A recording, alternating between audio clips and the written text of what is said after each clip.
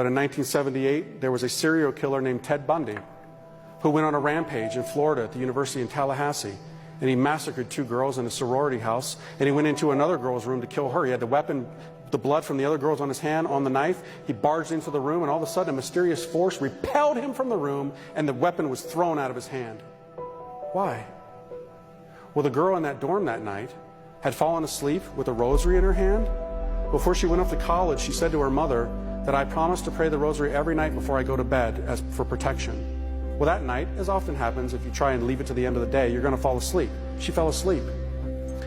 When the cops came, they saw the girl in a basically catatonic state. She was like paralyzed with fear.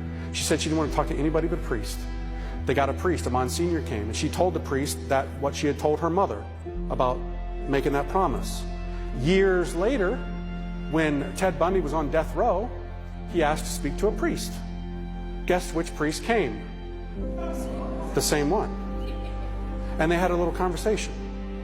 And Ted Bundy said to him, you know, there's something I don't understand. That last night, that was the last killing that he did.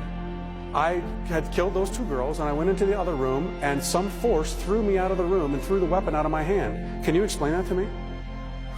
Actually, I can. That's what the priest said. He said, I talked to that girl that night. She had made a promise to pray the rosary, and she had it in her hands. You weren't aware of it, but there was a power in those beads that threw you out of the room. This thing, my friends, has power. Saints of old would simply lay it on people who were possessed, and demons would shriek out of them.